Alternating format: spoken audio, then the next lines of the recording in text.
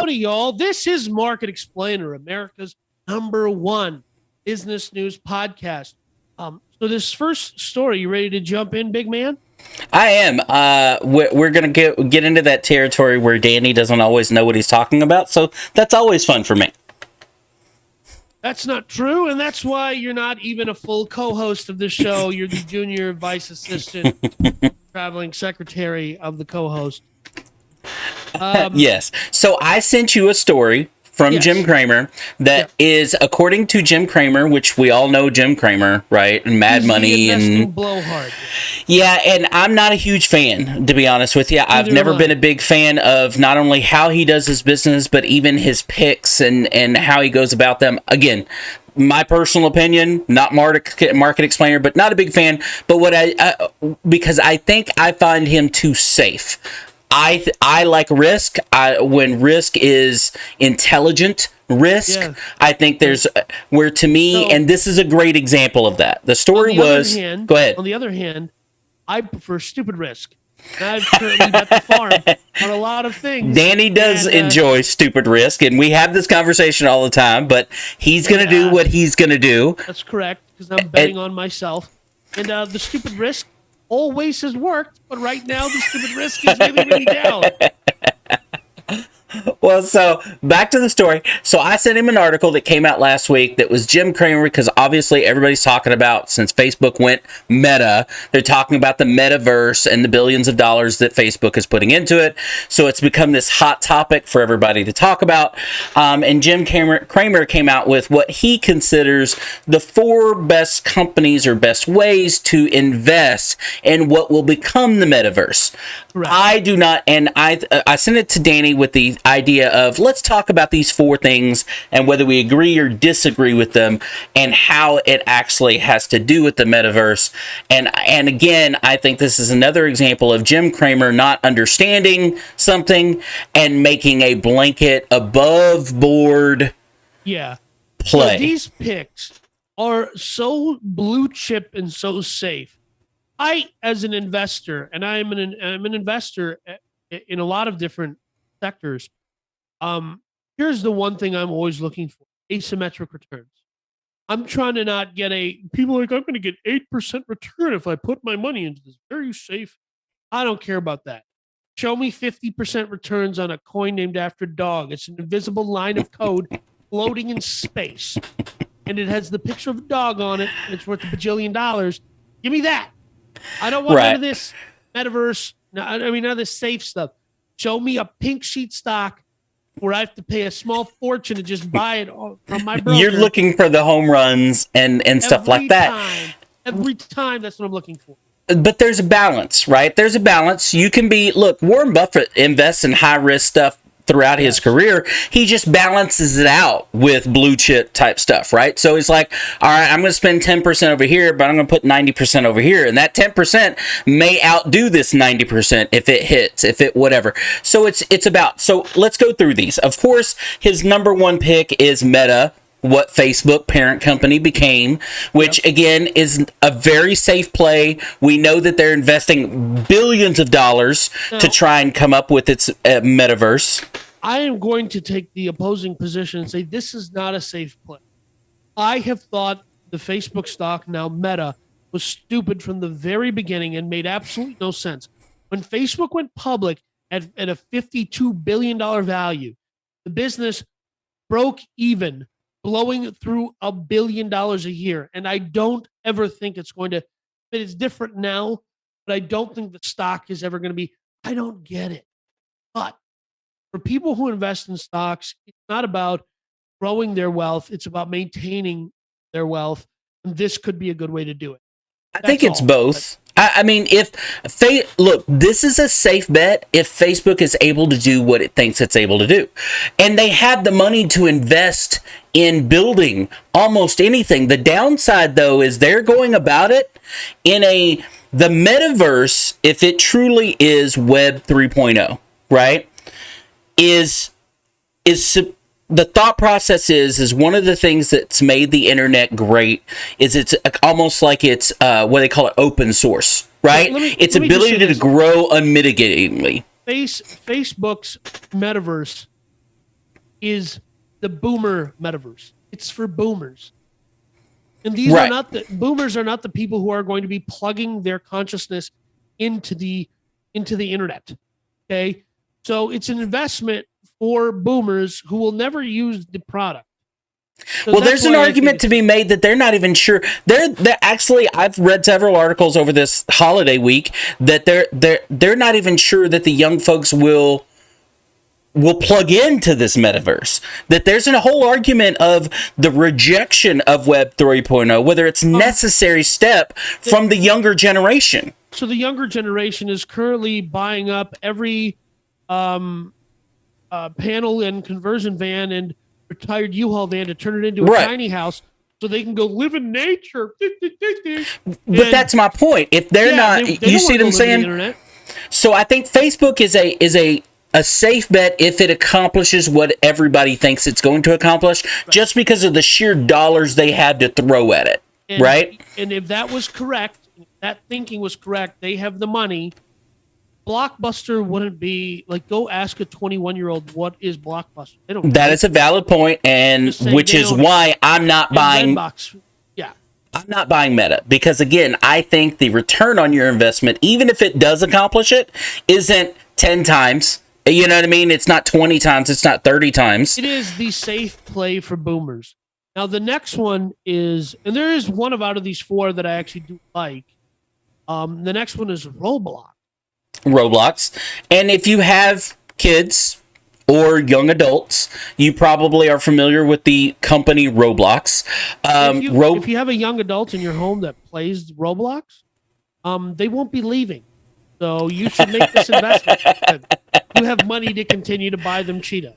Well, see, Roblox successfully did two things that, again, Meta's never going to do. They, one, already have an existing structure of an economy, right? Of ways to monetize ads and games and things like this. Right. They've successfully created that. And two, their entire platform is open source. You and I can go make a brand new Roblox game, put it out there for everybody to find and use and do the different things and create our own economic system within that game for absolutely free. You and I could literally go learn their stuff.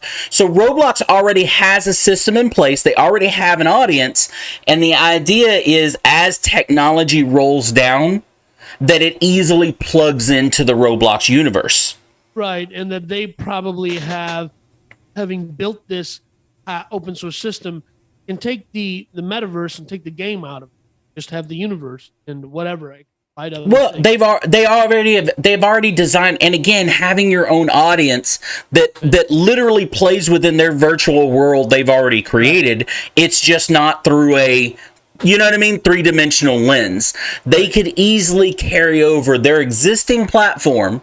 Right. If the Oculus, for example, if the Oculus was there, and it's not yet.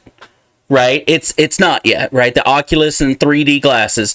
If they were there, you could already plug it into the Roblox universe and it would function because it's a 3D environment already. Right. And so the third one is NVIDIA. Now, this one I like for a lot of different reasons. And one of the reasons that I like it is we're in a moment where we're understanding how important, and we're going to talk about this next, how important semiconductors or microchips are to our future economy. And they are a semiconductor manufacturer. And that's why I like it as an investment. But again, do I think it's an investment that's going to deliver asymmetric returns? No. Well, it's a hardware play, right? It's a hardware play on what is needed to create what we're eventually going to have. And for whatever reason, the marketplace does not value hardware the same way it does software.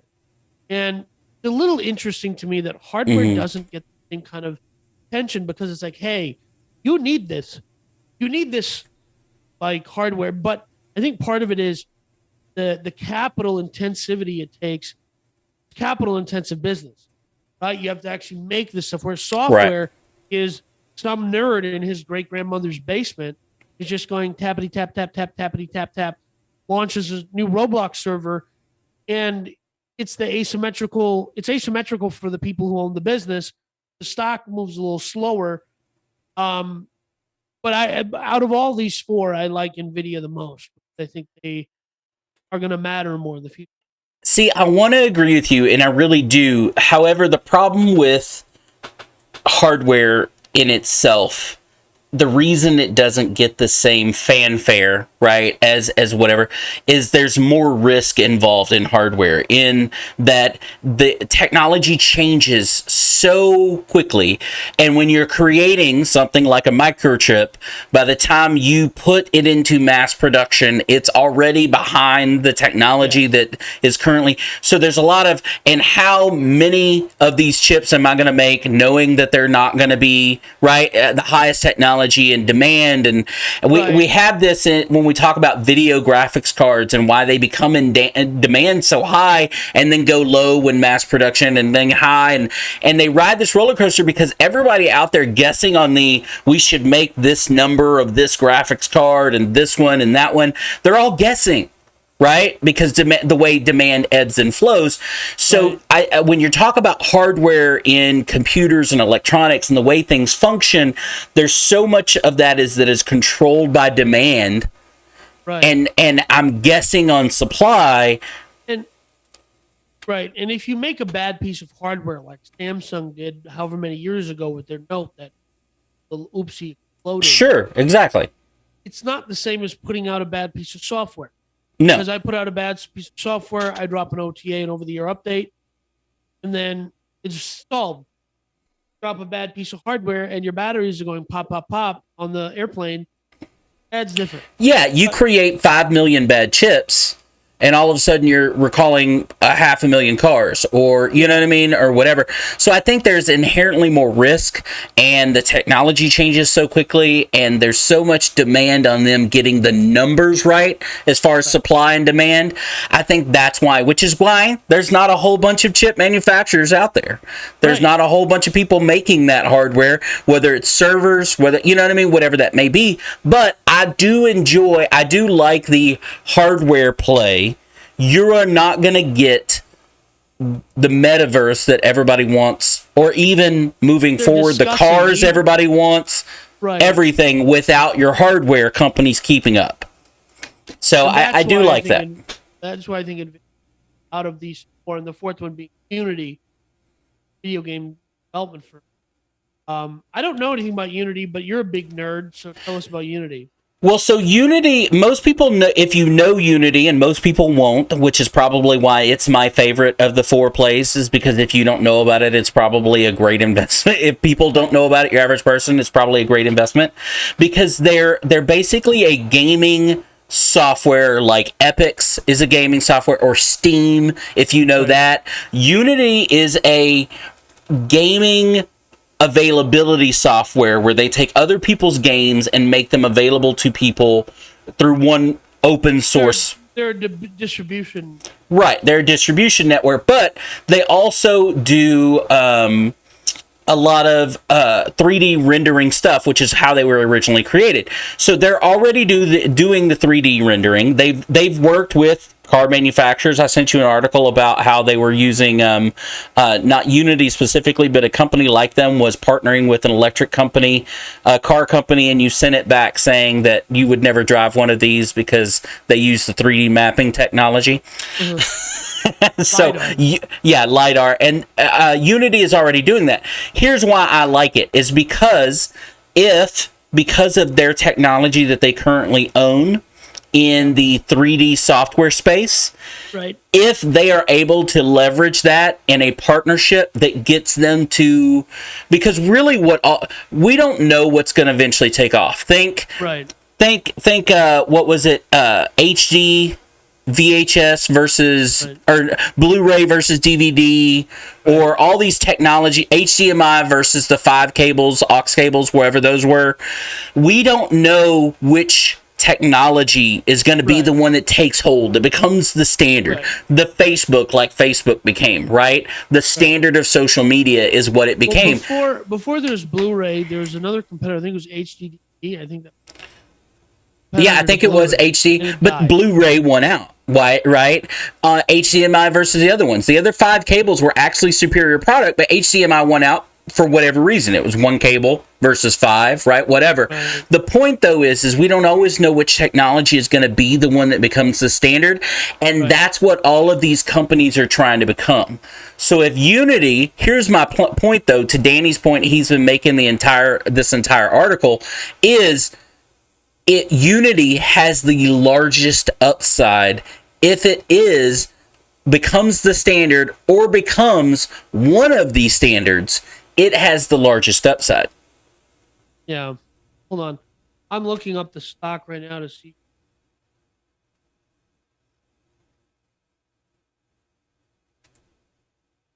What does it trade at was my question. I didn't put that in the story right here, what it's currently trading at. $180.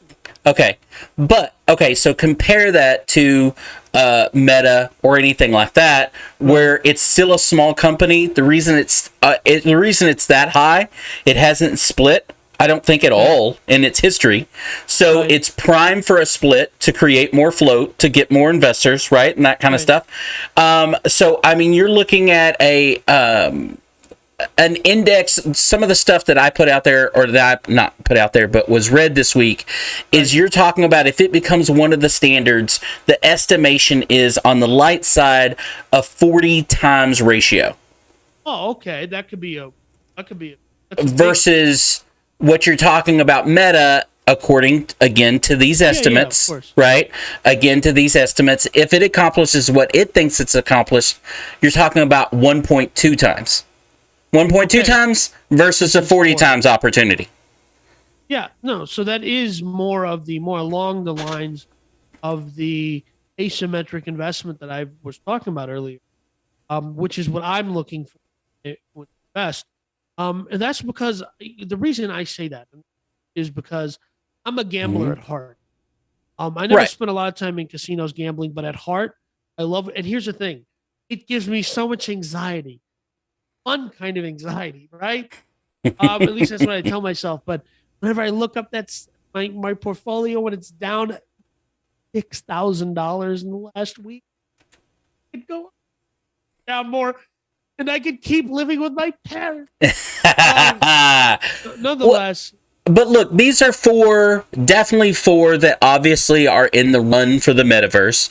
Yes. However, again, I think they're all ultimately safe-ish bets, which is what Jim Cramer does. I don't think I think there are a billion other ways. I've sent you 2 or 3 articles in the last week about land ownership in the metaverse. And so those are much more obviously let me close riskier this. Yeah, riskier bets, but there's a billion ways to invest in this let me metaverse. just close this segment story by saying this. The more I've spent time investing, the more I've realized it's good to buy things that I believe in and things that I like, but it's also good to try and forecast trends and go, hey, make that little switch in my brain and go, if I was a stupid person, what I do, right? Because there was people who made money on Beanie Babies or making money on NFT and who are making money flipping virtual land, right? And you can say whatever you want, but at the end of the day, that's real money. Right. If you Well, can put yeah. I don't have to believe in anything to go, well, if it's green, if it turns a profit, I don't care. I have a friend who thinks carbon credits are stupid. Huge investor in carbon credits because other people believe and other people are buying into it. Right. Here, and again, we'll close out this story, but if you had the time and energy, and this is something that seems interesting to you, I would encourage you, much on the Gary Vee thing 4 or 5 months ago about learning about NFTs, learning about blockchain. If these are things that interest you, go out and research what Web 3.0 is supposed to be, Right. Metaverse, NFT, blockchain. These all go hand in hand in the future. There's a lot of good free information out there. If someone wants you to sign up for a course so you can learn their strategy, Don't bother. Yeah, I wouldn't waste money on it, but again, time and effort. The information, everything you need to know how to create an NFT, everything that you want to learn about Web 3.0 and the metaverse, this is all free information that's out there. Just go find it, locate it. It's unbelievably easy to create an NFT. There is an expense. The cost of creating those things have gone through the roof because of how they're done. However, learning these things could be a great skill to have and side hustle, money-making ability moving forward with a little effort on the learning part on your side. That's all I'm saying. Correct.